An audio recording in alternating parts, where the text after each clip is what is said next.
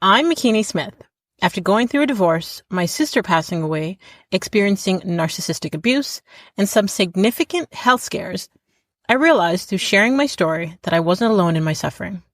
Suffering, subjective distress generated by the experience of being out of balance. In a deep dive to holistically heal mind, body, and soul is where I discovered peace, clarity, and connection. It is impossible to be truly wise without some real life hardship, and we cannot develop post-traumatic wisdom without making it through, and most importantly, through it together. Social connection builds resilience, and resilience helps create post-traumatic wisdom, and that wisdom leads to hope. Hope for you and others witnessing and participating in your healing, and hope for your community. A healthy community is a healing community, and a healing community is full of hope because it has seen its own people weather, survive, and thrive.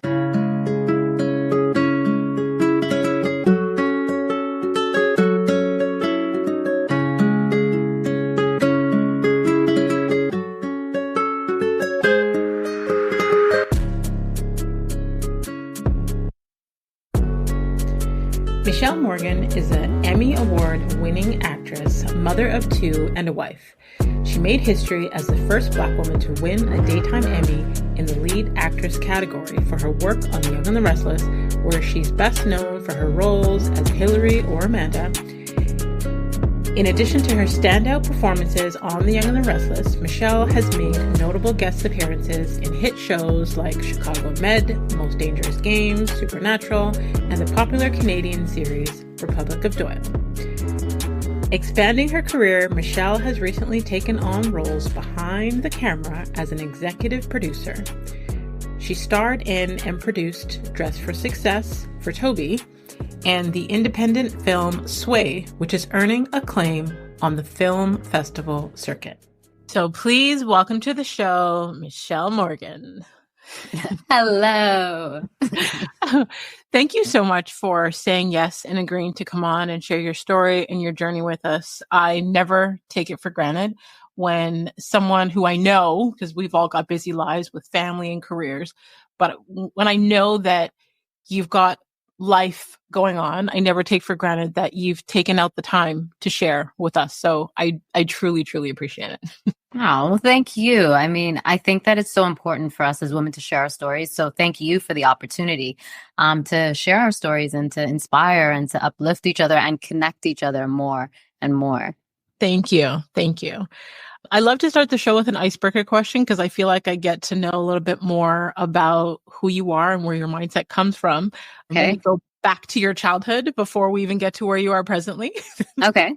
Because, as kids, they have these vivid imaginations of who or what they want to be when they get older. And, that's before society or culture or our families unintentionally start to limit our beliefs of what is possible. So Yeah. I would love to know, who or what did you want to be as a little girl? And what is your earliest childhood memory that defines who you are today? Ooh, okay. What I wanted to be when I was a little girl. So since I was 5, I would say that I wanted to be a lawyer. But it's funny because when you say that, life influenced you and your parents and your family influenced you, I think I was already influenced by them, even by that age. I don't think I really knew exactly what I wanted to be, but I knew that I was really good. I was really witty and I was really good at arguing and making adults, kind of question their own way of thinking. So I was like, yeah, and my dad would always say, stop it, you're being a little lawyer. So by the time I was 5 or 6, that was my answer when anybody asked me what I wanted to be was a lawyer. And I spent the better part of my life working towards that goal.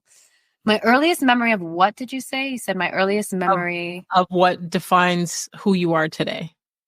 Oh, well, that would probably be when I'm getting a little emotional. It'd probably be when I moved to Canada and we had settled, we were in Scarborough and we were going to a school in Scarborough and I just kind of started at the school and I felt really discombobulated. Like I moved from Trinidad where, our family was a little more wealthy. We had, you had maids in Trinidad. We went to private schools. We were a little more sheltered. And then we moved to Canada and we were like sleeping on the floor, and we were, my parents were trying to find jobs, and we became like latchkey kids, and we were, between 5 and 7 and walking home by ourselves. And like, going to this school was very jarring because it was people in very similar situations, but I just felt a little bullied, I became very introverted. So I felt like I changed a lot. I felt like when I was a kid, I would sing and dance. And I remembered this very vivid shift that happened in my life where I kind of went inwards. And it was definitely at that school, because during recess, I couldn't play with my sister because of our age difference. She was in a separate yard. So I felt very alone and isolated. And I remembered talking to God a lot. And that's like my earliest memory. I think that to this day, every time I'm in a place in my life where things feel a little shaky and my ground feels shaky underneath me, it's those conversations with God that always ground me and remind me, okay, we're good. Let's keep going. Mm-hmm. You're going to make me cry. I'm an empath. I cry a lot. So just know. I'm a Cancer, so I cry all the time, but only alone in my room. So this is very uncomfortable for me. Or on camera. Funny, but. Thank you for the honesty. I always appreciate, and I know that the listeners do as well, when people share their honest truth. I feel like because social media and, the society that we live in with influencers, all these things, we're so used to seeing people put on this mask or, only show the highlight reel. And I think the beauty of what I love about even having these conversations with the podcast is the realness of getting to know people on a real level, getting to know the stories behind the people that we are inspired by, getting to see that you are human just like the rest of us, and just how much more we are alike than we are different. Oh, that's like, that's what I say all the time. We're more alike than we are different. And that's a lot of the storytelling that I want to continue to do when I have more control over the stories that I get to tell. But it's really kind of emphasizing that message that we're more alike than we are different. And there is so much energy, I think, right now in the world where everybody is trying so hard and muscling so hard to put on this face. And we're forgetting that authenticity is what connects us. And absolutely. Yeah. I learned a long time ago, which is why I think I've become okay with kind of being, an outcast in certain environments, is the more that we are being our true selves, the more that we attract people who are like us and repel people who are not. So, sometimes I have clients that'll come to me and they're in their feelings because they feel like they've lost friendships or connections or so on as they've evolved. And it's like, you are now like, we're walking magnets. You have now attracted the people that are meant to be around you, that are more like you, that are resonating with the same vibration of you, that have the same, that are just basically in alignment with you. Mm-hmm. And you're repelling the people who are not. And that's okay. Like, not everyone is meant, to be connected to us. And you need that space. Like, you need that time. Sometimes it's really sad because you go through times in your life where you feel like it's like a desert, it's very barren, where you're like, oh, where are all my friends and my family? And everybody's kind of pushing away a little bit, and you feel a little isolated, similar to like when I was a child. But I feel like those times are so important. So you have to find your tools and your mechanisms to get through those times, because that is allowing you to connect with the people that you need in your life. But if you don't allow those times to pass through you and sit in it, then you'll start and you just kind of fight against it, and you just want to keep moving and you want to just connect with anybody, even though you know that you're not settled. Then I feel like that's when you start getting out of alignment. And that's when you start connecting with and going down paths that you shouldn't be going down, and connecting with people that you shouldn't be connecting with. So the more willing you are to sit in those times of isolation and quote unquote loneliness, people will think they're so lonely, but it is a time of, I think, healing. And then that's when you charge up that magnet and you start connecting to all of the people and the places that you're supposed to, be connected to, especially when you're supposed to keep vibrating at a higher and higher level. So Yes. it's going to happen many times in your life. I think I'm going through it right now. I get it. And okay, so I guess I want to touch on a couple of things that you mentioned. So I know that a lot of the women in my network and a lot of the women that have come on the podcast talk about how their childhood, especially if they migrated here or if they're first generation Canadians or Americans, how that affected them and how that affected who you became in the direction of life that you took, or, how that affected your interactions with people as a whole. So having come from Trinidad, then coming to Canada and being treated differently, like, I guess, how do you feel that that has impacted you now as an adult? Well, I think on a positive level, I feel like it has made me more adaptable for sure. And my life, I look at everything I do in my life, being an actor, traveling, relocating to LA, anytime the phone rings, it can be a job that can shake up my entire life. And my ability to be adaptable is really what will allow me to be successful, because there's times where I need to like being on a soap helped me with that as well. But coming from Trinidad, I think it gave me a leg up. So when I got to the soap, everybody was like, how do you learn your lines so quickly and all of this stuff? And I'm like, well, I think it was just from my childhood. I had to adapt because when I moved so young, my whole world changed and I had to figure out how to navigate this new world very quickly. And I learned that skill when I'm young. So I think that gave me a little bit of edge. So I think, us as immigrants, like, we have superpowers. Like that resilience, that adaptability is like, it's ingrained in us. It's something that we learn when we're so young. And when you learn lessons when you're young, those things transform you and stick with you. And you're like, I learned how to be adaptable and resilient when I was 5. Well, then that's a superpower because you just spent the rest of your life, ahead of the game. Yeah, I love that. I love that. There was another question I was going to ask you related to something that you said, but I can't remember. So I guess we'll go into what inspired you to become an actress, because you talked about, spending your whole life prepping to be a lawyer. So what inspired the pivot? How did you get into acting? So where do I start with that? So when I was 10, that's when I got the acting bug that everybody talks about. I think that was the first time that I was doing something that I was like, this is the funnest thing I've ever done. And this made me feel really alive in a way that I've never felt alive. It was almost like when I told you when I was younger and I went inwards and I became very introverted. When I got to Canada, it felt like it was the first time that I was able to open up a little bit in a way. And I could feel the vibration in my body, how I just loved being on the stage. And I was about 10 years old and we moved to a school in Mississauga that they did an annual play every year and everybody in the school was involved. So it was a small school, 200 kids, but for arts and craft period, everybody would be like painting and making sets, for like music, they would be singing or some of them would be in the choir. So that would like be added to their thing. And some people were learning how to do backstage stuff and everybody could audition for the play. And that's when we did Joseph and the Amazing Technicolor Dreamcoat. And that's when I was like, yeah, this is special. But my initial response was, I never felt like that could ever be a job. I was like, this is awesome. This is cool. I love doing this. I want to do this. I remember begging my parents to just go to acting classes and I would look in the paper for anything cheap that I could find so that I can go and just like act and do acting classes and do stuff. But I never, ever on any level took it seriously. I just liked it as an outlet. Because I remembered when I was in grade 8, a friend of mine was like, I'm going to audition for the arts high school. And I'm like, really?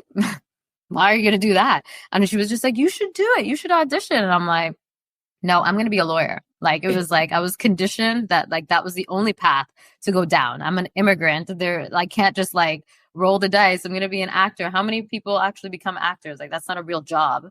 And then I went to high school and my acting teacher was like, she was amazing. She was also my English teacher. She was also a little hard on me, but she was like, oh, like, I'll help you with your audition for university. I'm like, what audition?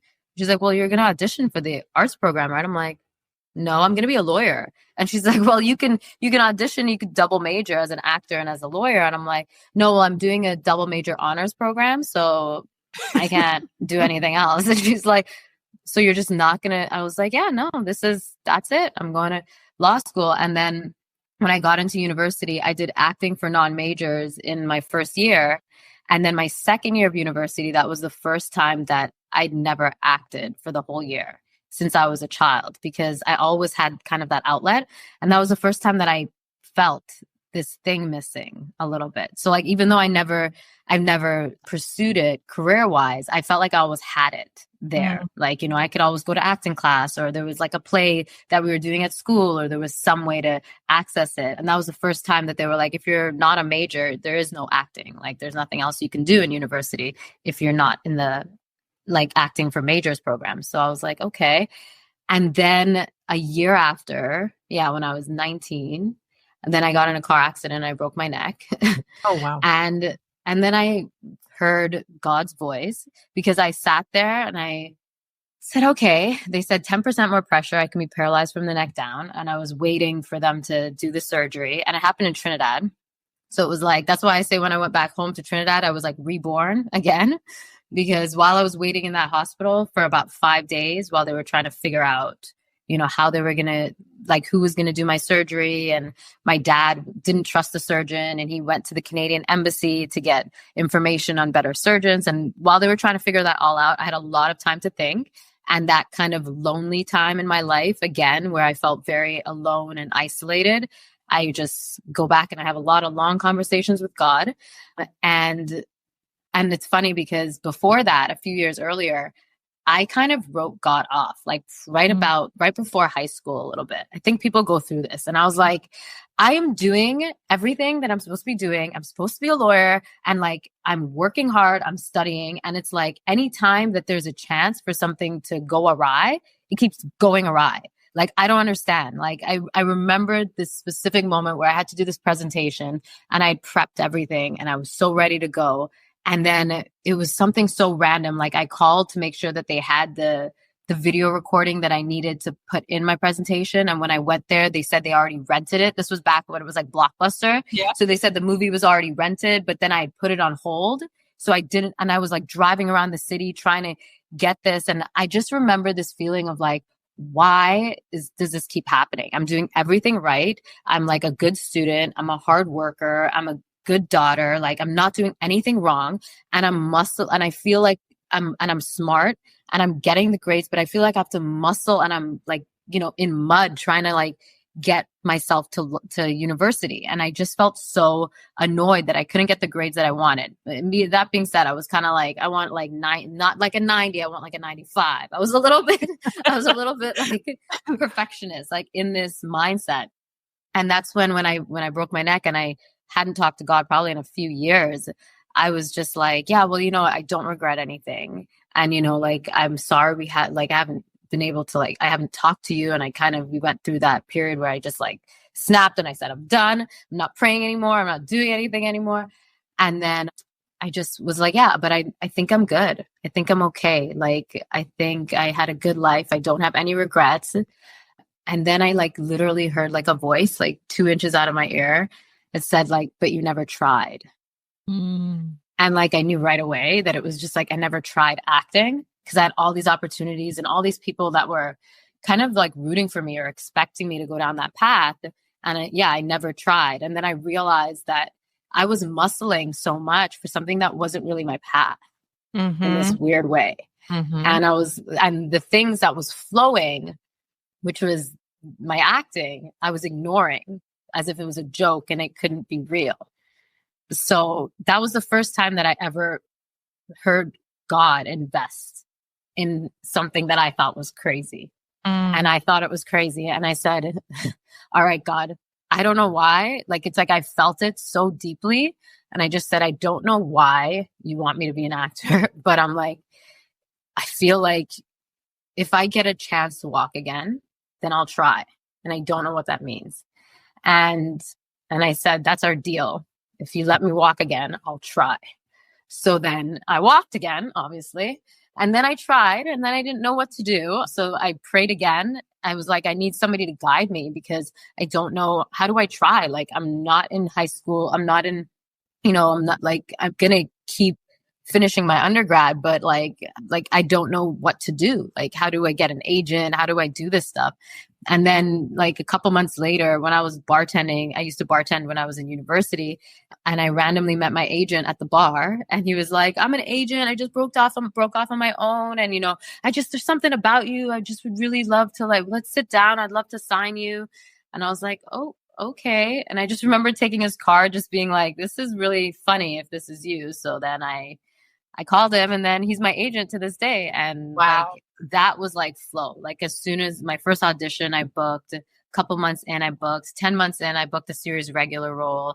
And then even at that time, I didn't know how long people work towards getting a series regular role, where I was like 10 months in, and like all my other acting friends that I was meeting, they were like, you got a series regular role. And then a couple months after that, I got a second series regular role. So it was just, but right before I accepted that one, I prayed to God and I said, God, I don't know how to turn down. I know, like, I tried and I did it and it's fun and awesome, but like, how do I just like not go to law school? Because I just got accepted to law school. And I just said, if you want me to do this, like really do this, like I need a sign. I need to hear, and I don't know how, but I need to hear you're not going to law school. And I need something to stop me, like something big. And then I'll know 100% that this is what you want me to do right now. And then I promise I will turn down my law school application, and I will not go. There was something in my mind that I was like, there's no way that that's going to happen. So I'm going to go to law school. There's no way that I'm going to hear the words, you're not going to law school. There's no way that there's going to be something huge that's going to stop me. So I'm like, I leased my apartment, got everything ready. And then 2 weeks before I was going to law school, I got a phone call. It was a private caller. And the voice on the other end said, you're not going to law school. And I was like, hello? And then it was my agent, and he was on speaker. So he sounded different. It didn't even sound like his voice. And he was like, hey, rock star, it's me. It's David, your agent. And so you're not going to law school. You just booked a second series regular role. That's going to pay for your law school education. So you're going to do this role. It's a 2.5 month shoot. You can defer it. You could go another year. We'll figure it out then, but you're not going to law school right now. I'm like, uh-huh. And my agent was like, are you excited? Are you happy? I'm like, yeah, I'm happy. Yeah. Okay. And then he's like, okay, well, all right. Well, like it's good news. I'm like, yeah, no, this is good. Okay. Thank you. I'm like, all right, bye. And I just remember hanging up the phone being like, I did not think that was going to happen. And when God wants something, he's pretty like blatant about it, where I was like, okay, so I guess I'm turning down that law school application, and I got to like explain this to my parents, and I have to just go on this crazy journey of being an actor, which I would never change for the world. Like, I understand more and more every day now why I was supposed to go down this path. Like, the life of an artist, this journey has been so transformative. I would not be the person that I am today. If I was a lawyer, I wouldn't have the passion to do the things that I want to do for the world. If I was a lawyer, yeah. Wow. I have goosebumps right now. Like, again, now I'm going to try not to get emotional. So I strongly believe that, so I call them God whispers. It's like when you're laying there in the bed, it was like 2 inches from your ear, you heard it, right? And sometimes when he whispers and we don't listen, God yells. So you got that phone call. So you're not going to law school. Yeah. But the fact that you listen, like the obedience piece is important, because you went from someone who didn't take acting serious to saying, yeah, you'll give it a try, to listening to God's direction and being obedient, to making history as the first Black woman to win a daytime Emmy in the lead actress category. Yeah. Like, yeah. That's the impact that you said about making, like, globally, like, for women, for the acting community, for Black women, for like the impact that you made even in just that accomplishment, like there's so many accomplishments. I'm sure you have a list, but from you being obedient, like you had something tragic happen to you. And I say this all the time on the show, where your pain births your purpose. Mm-hmm. So you had this car accident, you had this conversation with God after not speaking to him for so long, and then you were obedient to what he told you, and now living and making such an impact and being a representation for so many things. Like, I guess, how did that moment impact you personally and professionally? Which one? Like, making history as the first Black woman to win a daytime Emmy. Personally, it was just kind of like a confirmation of what God wanted for me, and it confirmed kind of things that I felt inside of me about why I was, on this journey, and the level of impact that God wanted me to have through being an actor. Mm-hmm. And I felt like, yeah, so for me, it just confirmed a lot of that. And it was just a real level of trusting myself more and more, because, I didn't I'm huge in academia, and I never went to school for acting. Mm-hmm. So the fact that my career is something that I never studied, it's just something that's a little more inherent in me. It's always been something that I've always had imposter syndrome a little bit with it, where I'm like, I don't know what I'm doing here, but you give me the lines, I just go out there and say them, however I, feel like they should be said. So going to Y&R and going on that whole journey gave me that opportunity to kind of shake that off and not have that imposter syndrome, and standing up there and accepting that award kind of confirmed that I no longer walk with that kind of on my shoulders, that, I don't belong here. Mm-hmm. So, and then on a professional level, I think it gave me the confidence that I needed to now say that the next chapter that I feel like God has for me, I'm willing to walk through that door without, the yelling and the yelling at me and the phone calls and all of the signs, like I just need little signs, and I just need to like hear it in my intuition now. And then I know that I'm supposed to go that way, because I decided to leave Y&R 6 months before I won the Emmy. Oh, wow. So 6 months before I won, I was like, I already felt like God was like, I want you to go down this path. And I was like, okay, I'm going to go. This is the best time in history to be a Black woman in Hollywood. And there's so many of our stories that are being told from different lenses that has never happened ever. And so many opportunities for Black women in front and behind the camera, that I just felt like I needed to I had to take advantage of this opportunity. And me being a lawyer would have been me playing it safe. And that's why I became an actor in the first place. And then me staying on the soap during that time, I felt like would have been me playing it safe as well. So that's when I said, you know what, I'm going to go out there. I don't know what I'm doing, and I'm going to try and start producing things, and I'm going to put myself out there and attract more roles that might give me a little more clout, so that I can have more control over my vision and over my style of storytelling. And I left. And then 6 months later, like a couple months later, I got the nomination for the Emmy. And then I just kind of was like, I don't know, I don't know if this is actually like, and then there was something in me that I was like, no, this is it. I'm winning this thing. There was something inside of me that I just knew that I was going to win it. And when I did, I felt like it confirmed for me that, this was the direction that my career needed to take, on a personal level, for me to kind of go back to Toronto and kind of reconnect with, I think, who I was, who started this journey.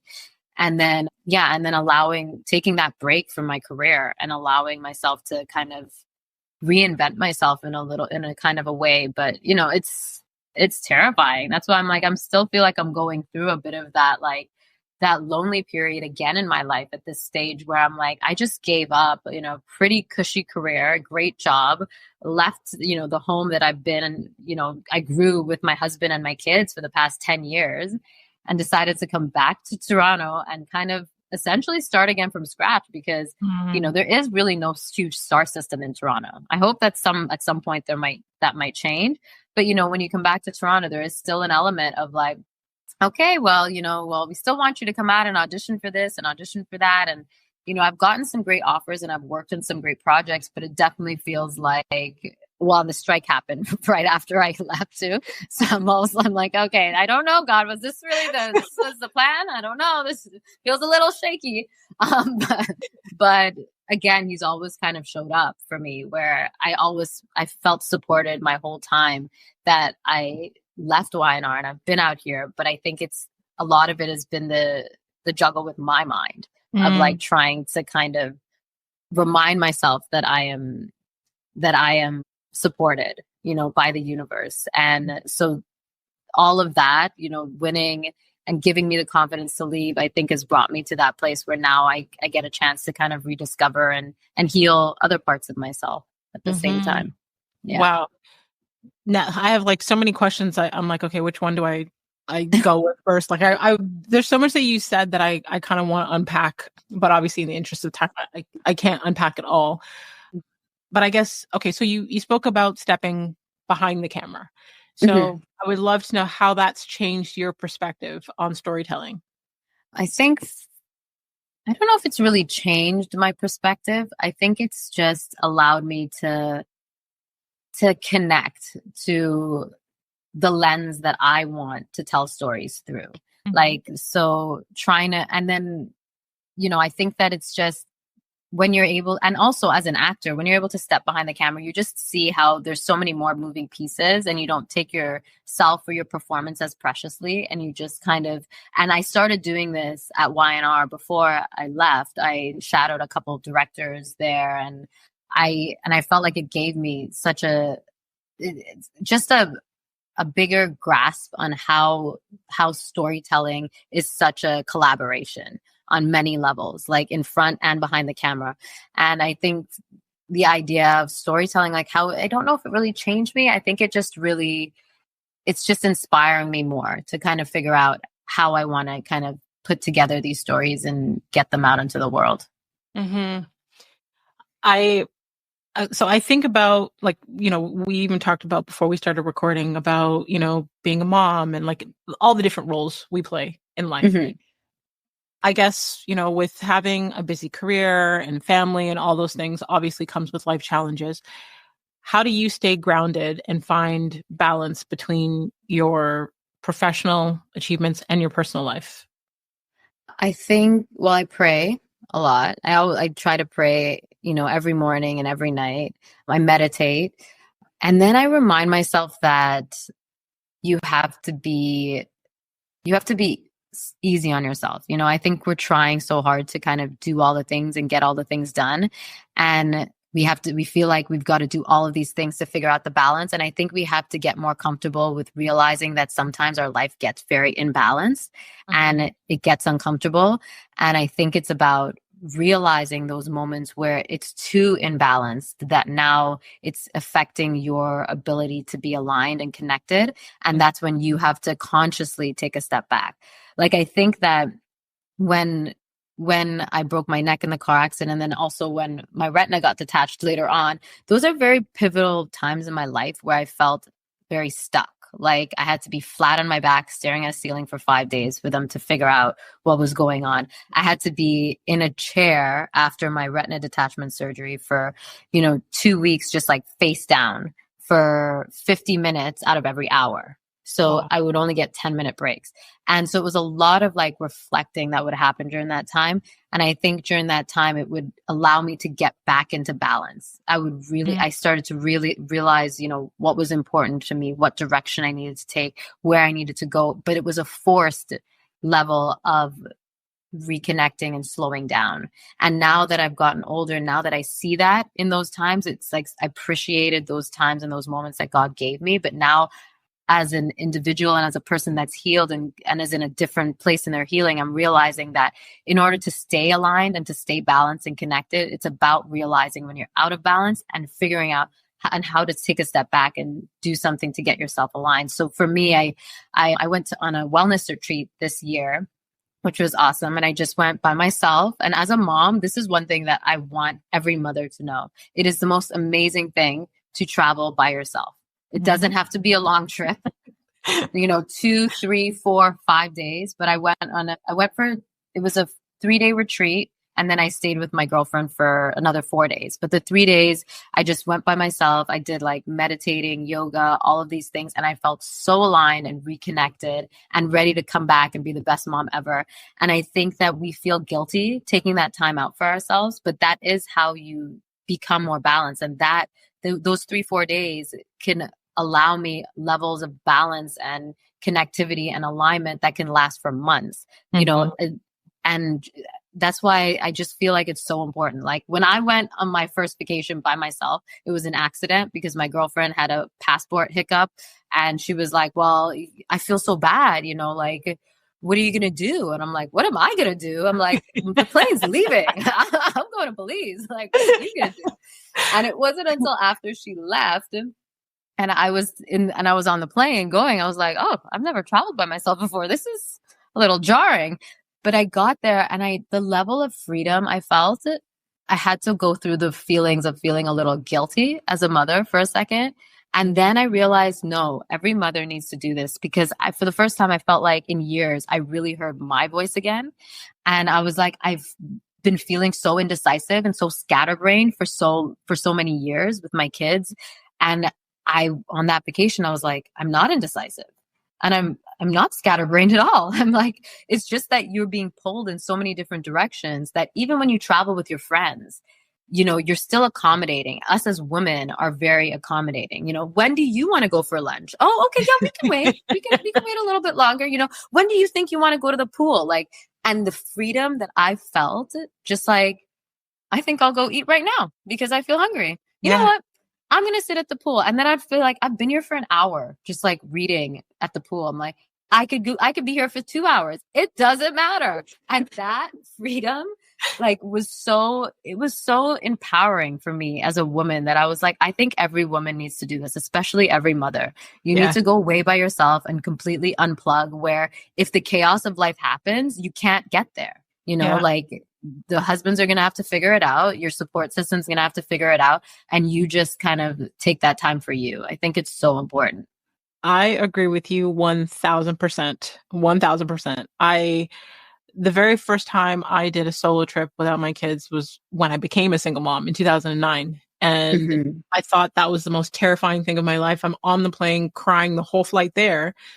But that week was so freeing. It was so relaxing. It was so refreshing that I was able to come back and be, a better mom because I had the time to think, to process, to work on like prioritizing me. When you have kids, even when you're away from your kids, sometimes you're kind of like, okay, are they okay? What are they doing? Like, as a mom, your brain never stops, thinking about your kids. But I agree with you where every mom should take a solo trip to be able to reconnect with themselves. And that piece that you said, like, we're so accommodating when we're with our friends, when we're with our partners, when we're in work environments, we're trying to appease everybody and make sure everyone else is good. Like, yeah. And people are like, I want a vacation.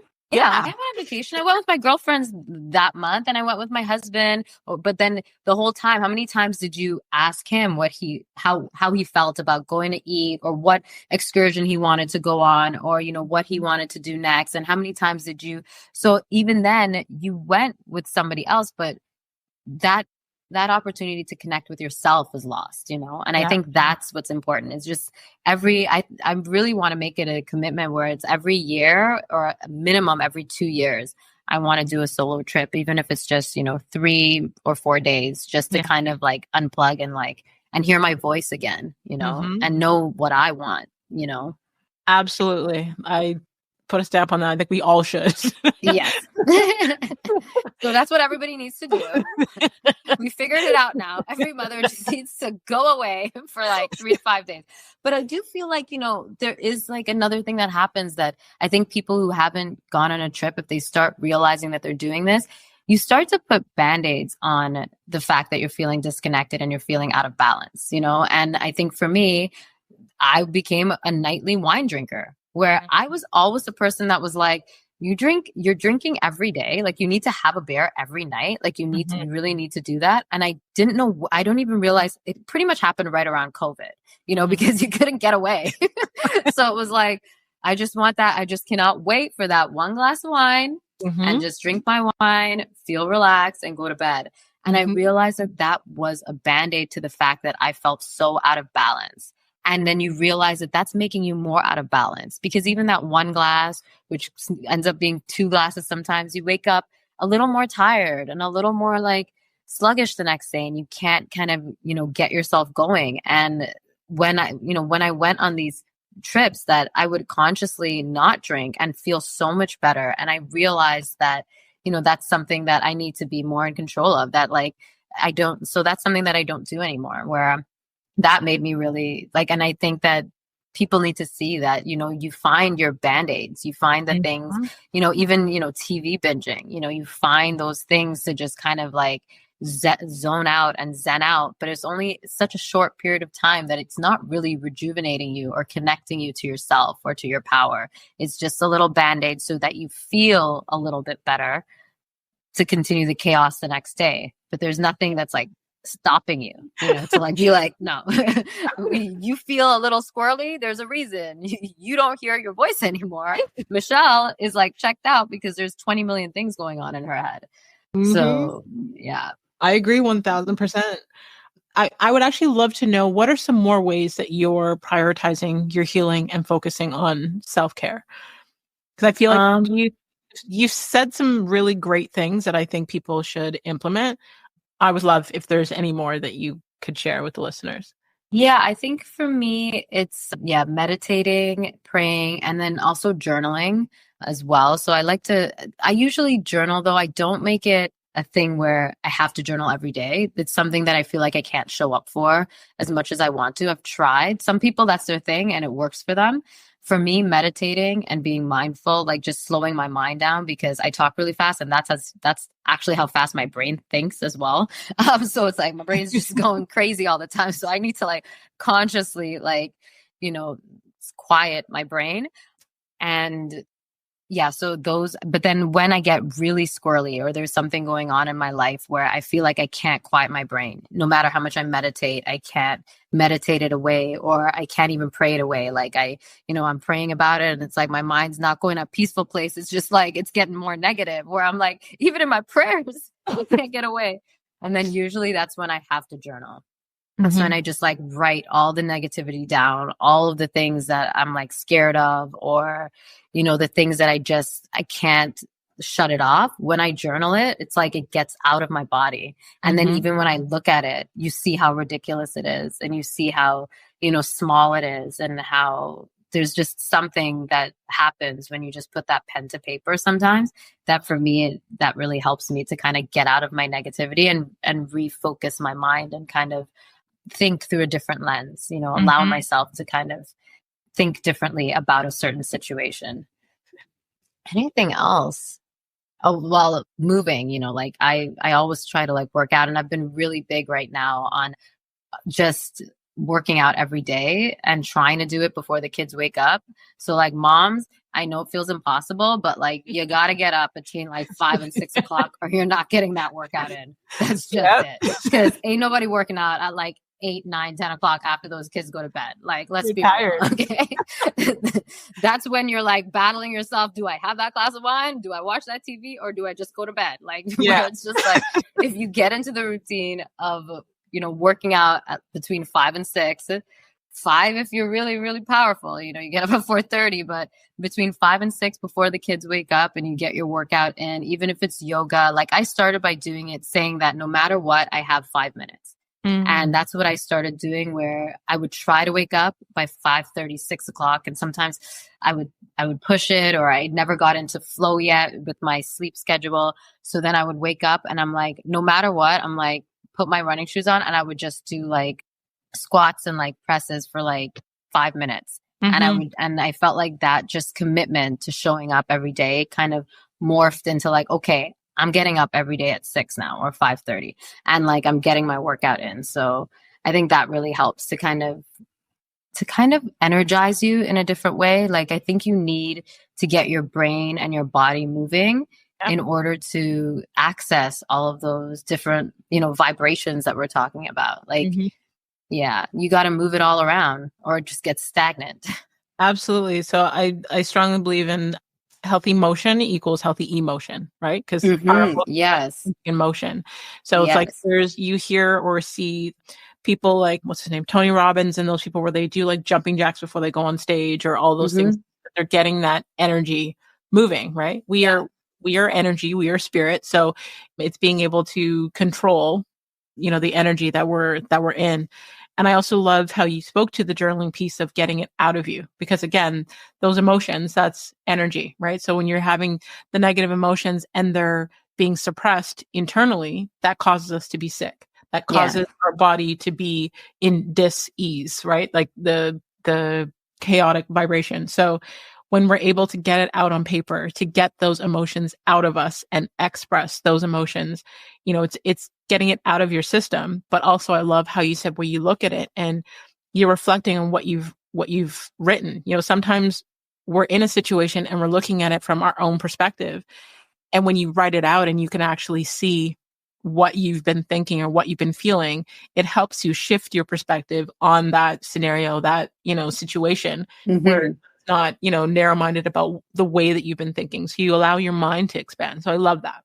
Yeah. Well, I think because like sometimes, and I think when I get in those places, I realize that those things that I can't meditate away, it's like somebody cuts me off in traffic, or I'm just having a day where I stub my toe and this is annoying and I just got to go and like zen out. Cause I know these are small things. It's really easy for me to be like, my mind's getting into a negative place. I want to attract positivity. Let's just quiet our mind. And then everything turns on. But it's like when there's something that happens in your life, it's usually because it's so connected to some deep childhood trauma or some deep lesson that you haven't kind of pushed through. And that's when you can't get it out. That's when you can't meditate it away. You can't just shake it out of your body. And I feel like when you dump it out and you write it so plainly, you hear that ego part of your brain, you visually see it, where you're like, I thought I was a better person than this right now. I thought I was growing out of this way of thinking. And you see that your brain is stuck for whatever reason. And it can really help you kind of reflect on your hiccups. Yeah. That you're still trying to navigate.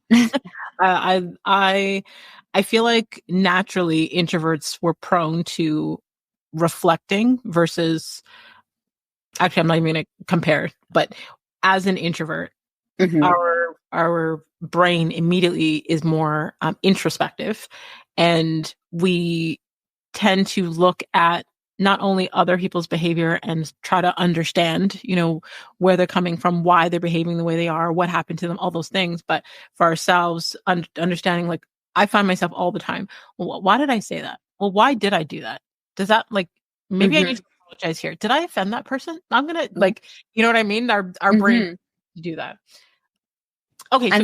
And sorry. sometimes that's kind of part of the journey. Like I felt like, sometimes when you do that a lot, you make a lot of excuses for people in your life. So when they end up getting pushed out of your life, sometimes it's about not like pushing back, like just letting things unfold the way that they're supposed to, because we make, like, I feel like I'm a very empathetic and empathic person, and I know that everybody has a good heart. I don't believe that there's really evil people out there. I think people make bad decisions and people do bad things, sometimes for good reasons, sometimes because of their own trauma or whatever. But I feel like nobody is inherently evil. I think that, that all happens because of that, you can be in a place where you're excusing everybody's bad behavior towards you. And sometimes it's about changing that vibration, just not about fighting them, but just letting yourself know that it's okay for people to be different and for them to navigate the world that they do. And you don't have to do it with them. And you can still be at peace and you can still wish them well.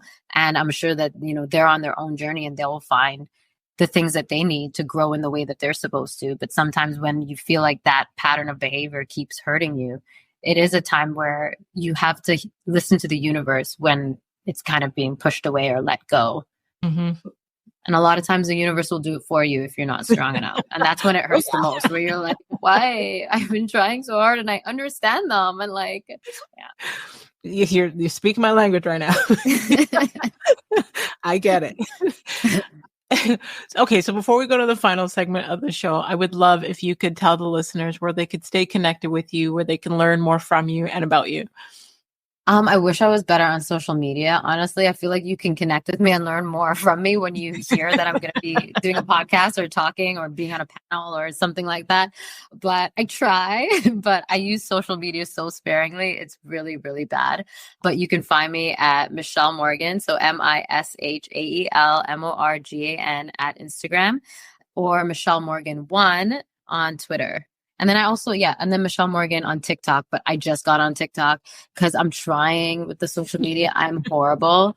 And I don't even know why I got TikTok. I knew I didn't want to get it because I was like, I don't need another. I'd never post on it. It's actually embarrassing, but it's there.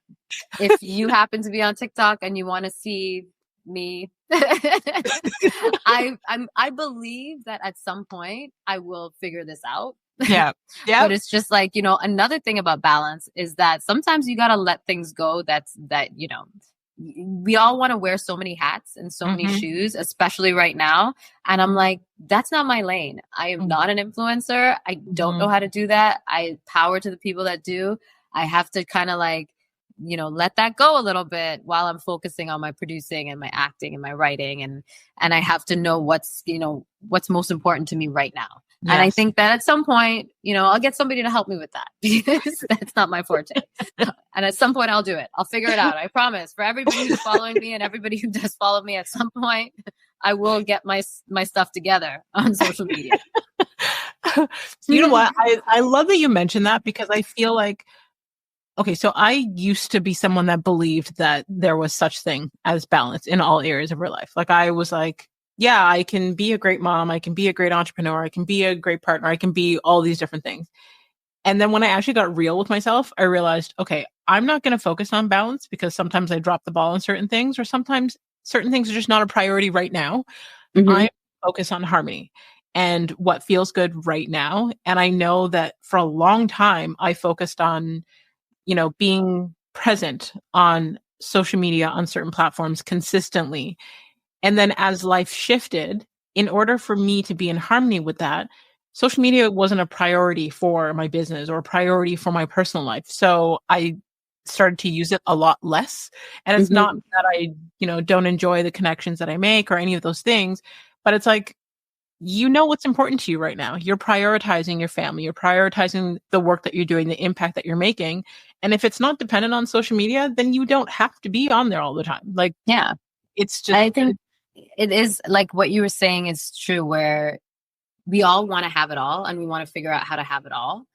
And I believe we all can have it all, just not all at the same time. Right. Right. So I think that there is a time where you will have it all. Like you will sit down if that is your goal in life, that you want to figure out balance so that you can have it all. One day you will look back and you will realize that you had it all. You just never had it all at that one time, because that, I think, and striving for that is what's difficult, So I think it's about realizing when you're out of balance, try to get in balance and in flow with yourself. And then that will help you figure out what your priorities are right now. What are the most important things to you right now for you to have, to feel whole and to feel complete? And then, that will not be the same things in 5 years or 10 years from now. Yeah. So like being patient with yourself. Even what you said there, I'm like, I don't know, maybe I'm just feeling extra emotional today. I have that effect on people. It's the cancer in me. Everybody's just always crying around me. Because I'm thinking, I remember, okay, so I used to have trouble with relationships. Like, long story short. So I have 3 kids, 2 different fathers. Each time I was with their fathers for 8.5 years each, right? And then any relationship I had after that, it was like, I thought I was on a high in that relationship, and then things just like fell off. So when I was trying to focus on balance in all areas of my life, it was like, okay, I was doing great at being a mom. I was doing great in my business. And then I got into a relationship and I was so focused on that relationship that my business started to fall down. I felt like I wasn't being the best mom. I felt like I wasn't in all those other areas. And a friend had said to me at the time, like, I have watched you since you were a little girl. I don't know if it's possible for you to be successful in your business and have the relationship that you want at the same time. And I didn't believe that because I was like, I'm trying to find balance. And right now in my relationship with my fiance, where it's like, this is the healthiest, most loving and safe and, I don't know, peaceful I've ever felt in a relationship. And at the same time, this is probably the greatest I've felt in my business as well. And as, close with my kids and all those things. So it's like, yes, it is possible. It may not always be possible at the same time, but also if you choose to believe, like I could have believed that I could only have one or the other. Yeah. And on that, and choosing to believe otherwise and allowing my faith to be like, I know God has better in store for me, and going with that, and now being in the place that I'm in, like hearing what you said a while ago, made me think of that, and I just got emotional. No, that's awesome. And I'm so happy for you because that's it, right? You decided the most important things for you at this time in your life was like your relationship, trying to figure out how to have the relationship that you want, the career that you want, and be the mother that you want. But, I'm sure that there's a lot of other things that you had on your plate before that you realize were not serving you. Like, the social media aspect where you're like, that's probably lagging now. You can't be the social media influencing queen that you thought you were going to be, that fell off the list, Yep. Sometimes like my wardrobe falls off the list where I'm like, I have not gone shopping in 3 years. So like pretty much all of my new clothes is like from new characters that I am. And then you said there's always going to be something that you feel like you're not showing up for. But if the most important things in your life are kind of connecting or getting there or have a sense of balance to it, then you're already ahead of the game and you're good. It's about figuring out, prioritizing, figuring out the most important things. So then when those other little things are not happening, it doesn't derail you. You're like, in a couple of months, I'll figure that out, Absolutely. And then also I think there's times in your life where you feel like things are out of balance. Like you might feel like your career isn't where it's supposed to be. Like I'll even open up where I'm like, I felt like when I left Y&R, the strike happened, but I still was like working and I was good. And then I started producing and I was good. And then I do feel like this lull happening the past couple of months in this year. There's been like a bit of a lull, and I have to remind myself that I'm safe and I'm supported. But what it's allowing me to do, which I'm realizing, is that it's allowing me time for preparation, where when I get there, I can have the balance that I want, because now I can prepare where it's like, I want to have a better social media presence, where I'm having meetings with people to kind of like help me manage that and figure that out. I'm like having a lot of meetings with people in the producing space and like going to these events and these networking things. So and a lot of it feels like I'm not working. But I had to remind myself that this is like a season of preparation where when I get there, I'm going to have so many more things in balance and aligned because of the work that I'm putting in right now. Even just from like, getting in on my schedule where I'm working out as early as I am. Like if I'm working out at 5 a.m, I can work out before I go to set most times, where that is something that, if I was on set, I was going to set, it was like, I'm not working out. And like, if I book a movie that's shooting for 3-4 months, that's not going to be very feasible if I am not on a schedule where I'm capable of getting up in the morning and working out. So those shifts and things that have happened to my mindset and my schedule and all of the time that I've had to kind of work that out, I think it's allowing me to kind of show up. So when I'm when those moments come and I have to show up for, a different stage or a different season in my life, I have done the preparation to kind of get there. So, yeah. Wow. Beautiful. Beautiful. Well, I guess, okay. So the final segment of the show, it's like a rapid fire. You can answer one word, one sentence. Oh, I hate this. I really, really do. I say the stupidest answers. Well, I don't know. It's like my brain, there's some anxiety that happens. And even though I speak really fast, but as soon as somebody's like, okay, it's going to be a lightning round, I'm like, dog. I'm like, I don't, something happens. Okay. So the beauty of this is I don't like to make anyone else feel claustrophobic and put into a box, because I don't like that. If you feel the need to expand, or if you need to take time to respond, you're more than welcome to do so. Okay, I'll try and do this. We're gonna try. We're gonna see what happens. Because I'm trying to do this thing where I don't speak as much. I don't know. It's not going very well, but I'm trying. Everything that's coming out of your mouth is great. Trying to simplify. Believe it or not, I am on a journey to simplify my answers. I don't know. This is practice. This is preparation. Practice. Yeah. Let's do it. Okay. Name a book that has changed or greatly impacted your life. A New Earth by Eckhart Tolle. Love it. What's the first thing you do in the morning when you wake up? I drink a cup of tea, like with like ginger and all this stuff in it, but I don't want to explain because I drink a cup of tea. Okay. What's the last thing you do at night before you go to bed? Instagram or I try to read. I'm trying to read now, but yeah, most of the time it's Instagram and pray. Okay.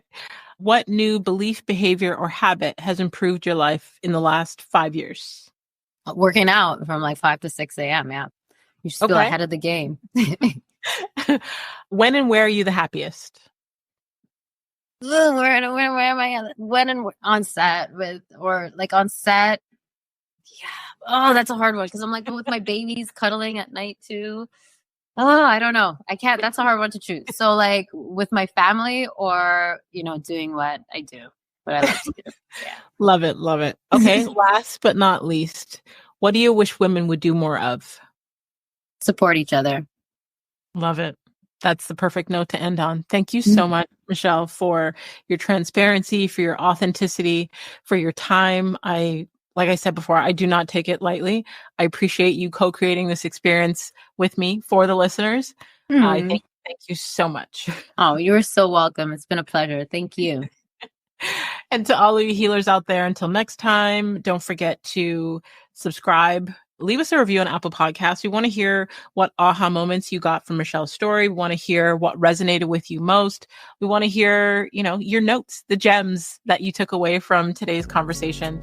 Feel free to screenshot this week's episode. You can tag us on Instagram. You can tag Mishael at Mishael Morgan. You can tag myself at The Real McKinney Smith. A healthy community is a healing community, and a healing community is full of hope because it has seen its own people weather, survive, and thrive. So let's continue to heal her.